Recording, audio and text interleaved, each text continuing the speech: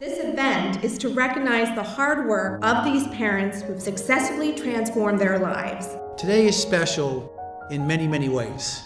It gives us an opportunity to discuss a very important goal and objective of the child welfare system. Whenever possible and wherever appropriate, we work toward reunification. Today gives us a chance to honor those parents that have faced the unimaginable and the unfathomable, the removal of their children, and those who have been successful in reunifying themselves with their children. There's nothing better representing a parent and having that day when the judge says, child's ready to go home today. For 3 years, I wished for that moment that he would be home with me. And when the time came and he was home, I was so scared and confused. I didn't know what to do with him or even how to do it. But with time, patience, and love, our children will see that we fought hard to get them home and that we love them more than words can say. I needed to really realize that I was the one that needed to do the work to fix it. You know, nobody could do it for me. And I think that without everybody in DYFS and my family not giving up on me, I maybe might not be here. And I'm blessed that my caseworkers were the best. I could just see the pride on her face and how proud she was of her daughter, and I knew that she would do what she needed to do. Even when we were looking in the face of termination, she kept fighting. She was determined, and we see the result today. Now, the state of New Jersey, that's a pretty big and powerful entity with lots of resources.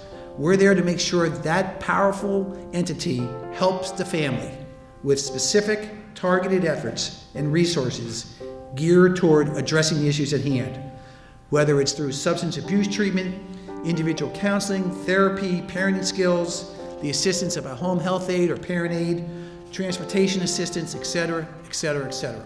I guess if I have one wish, it would be that there were a more holistic system for the parents when the children are taken away, so that the parents can get stronger during the process. Statutorily, legally, emotionally, socially, children should be with their families when they can, when possible. But in cases where that might not be possible and there's termination or there's no adoption, what happens to those children? And whether or not family ties and birth connections are still important. My brother and I both were in the foster care system for several years.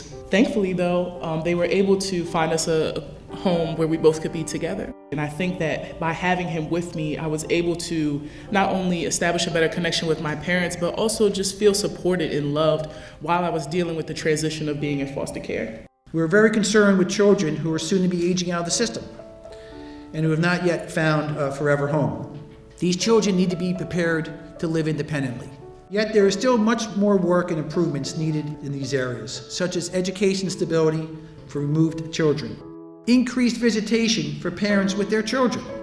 We know that increased visitation usually can only help further the goal of reunification. You know, if you would have asked me 5 years ago what I think my relationship with my father would be like, I would have told you that there will be no relationship when I turn 22. And for me to now speak to him every day, it really shows me the importance of your biological family. At the end of the day, those of us who work in the child welfare system get to help people. We get to help families stabilize, and when there's a reunification, well, it doesn't get any better than that. We can talk about it. You've done it. You inspire us.